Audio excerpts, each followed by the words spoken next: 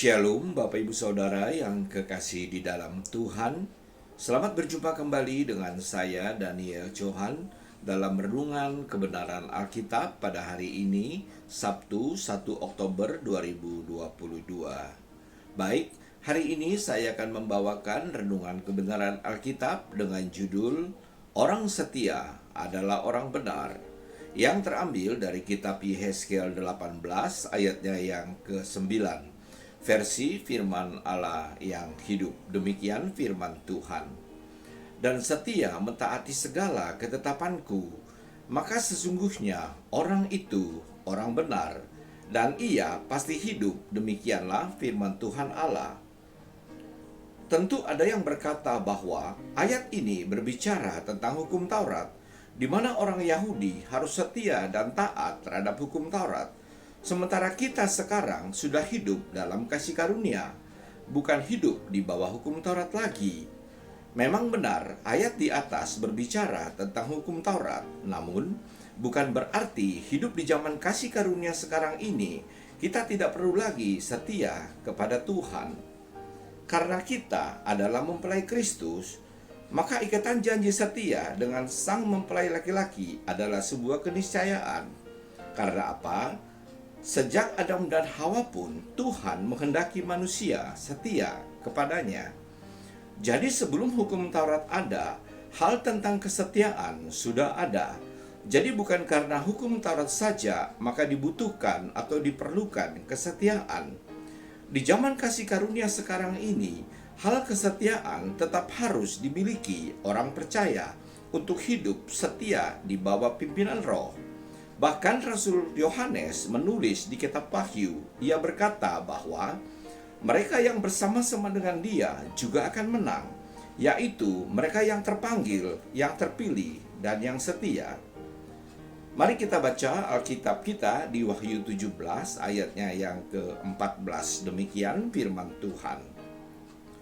Mereka akan berperang melawan anak domba, tetapi anak domba akan mengalahkan mereka, karena ia adalah Tuan di atas segala tuan dan Raja di atas segala raja. Mereka bersama-sama dengan dia juga akan menang, yaitu mereka yang terpanggil, yang terpilih, dan yang setia. Mereka ini adalah orang-orang yang hidup dalam kasih karunia. Setelah mereka terpanggil untuk mengikut Tuhan, mereka yang terpilih menjadi murid Yesus, mereka pun dituntut untuk senantiasa setia kepada Tuhan.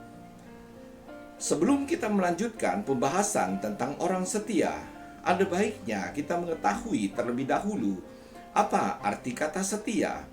Di dalam bahasa Ibrani, kata setia dipakai kata emunah, dan dalam bahasa Yunani dipakai kata pistos, sedang dalam bahasa Inggris dipakai kata faithful. Jika ditransliterasikan dari ketiga kata di atas, maka arti kata setia adalah iman. Maka orang yang setia adalah orang yang beriman. Dan kita tahu bahwa manusia dibenarkan karena iman, serta orang benar akan hidup oleh iman. Di dalam kitab Perjanjian Lama, ada beberapa orang yang setia dan benar di hadapan Allah, yaitu antara lain Henokh, Nuh, Abraham, dan Daud.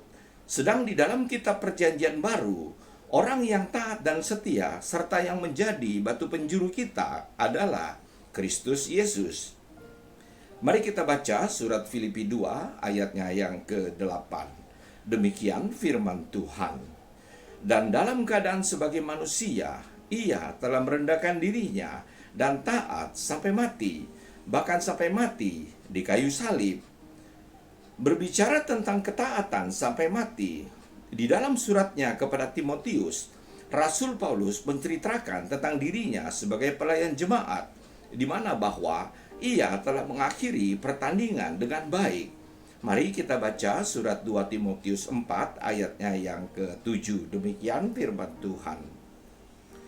Aku telah mengakhiri pertandingan yang baik. Aku telah mencapai garis akhir dan aku telah memelihara iman. Untuk memenangkan sebuah pertandingan, seorang atlet harus menyelesaikan pertandingan sampai akhir. Jika tidak, maka ia akan dinyatakan kalah. Demikian pula tentang hal kesetiaan mengikut Kristus haruslah hingga akhir. Rasul Paulus mencontohkan hal kesetiaan ini dalam sebuah pertandingan tinju. Sekalipun dalam pertandingan itu ia mendapat banyak pukulan lawan, demikian juga dalam pertandingan iman, ia mendapat begitu banyak tantangan, rintangan, serta hambatan. Namun ia tetap bertahan dan bermain dengan baik. Di mana Rasul Paulus katakan, ia bukan petinju yang sembarangan saja memukul. Itu artinya setiap pukulannya menghasilkan angka, di mana makna rohaninya berarti setiap tindakan dan perbuatannya menghasilkan buah bagi kemuliaan Allah. Dan Rasul Paulus bertahan hingga akhir pertandingan, serta tetap memelihara iman. Dari ungkapan kedua ayat di atas, Rasul Paulus ingin memberitahukan kepada kita orang percaya bahwa Kristus telah memberi teladan kepada kita tentang kesetiaan kepada Bapa. Demikian juga kita dituntut agar setia sebagaimana Rasul Paulus setia dan taat sampai mati. Ini berarti Kristus telah melakukan kehendak Bapa untuk taat sampai mati, dan ia menghendaki agar kita juga setia untuk hidup bagi Allah. Oleh Roh Kristus kita dimampukan untuk hidup setia kepada Tuhan, karena ia telah menganugerahkan kepada kita hati yang taat. Hanya saja masalahnya, maukah kita hidup taat di bawah pimpinan Roh? Rasul Yohanes pun menulis tentang Yesus sebagai orang benar. Kita baca Alkitab kita di surat 1 Yohanes 2 ayatnya yang ke-29, demikian firman Tuhan. Jikalau kamu tahu bahwa ia adalah benar, kamu harus tahu juga bahwa setiap orang yang berbuat kebenaran lahir daripadanya. Rasul Yohanes di dalam kitab Wahyu menyebut Kristus dengan predikat, sebutan atau panggilan sebagai yang setia dan yang benar. Mari kita baca Alkitab kita di Wahyu 19 ayatnya yang ke-11. Demikian firman Tuhan. Lalu aku melihat sorga terbuka, sesungguhnya ada seekor kuda putih dan ia yang menungganginya bernama yang setia dan yang benar. Ia menghakimi dan berperang dengan adil. Sebagai penutup, sebagaimana Kristus setia dan taat sampai mati, demikian pula kita sebagai mempelai perempuannya haruslah menjadi pasangan yang seimbang dengan mempelai laki-laki. Artinya, kita pun harus setia dan benar di hadapannya. Hanya orang yang setialah yang akan menjadi umat pemenang. Sebagai renungan kita pada hari ini, apakah kita mau tetap memegang ikatan janji setia kepada sang mempelai laki-laki yaitu Kristus, atau kita hanya sekedar berkata bahwa Christ in me, namun kita menyangkal ikatan janji untuk hidup setia kepadanya? Demikianlah renungan kita pada hari ini. Sampai jumpa lagi di renungan kebenaran Alkitab pada Sabtu yang akan datang.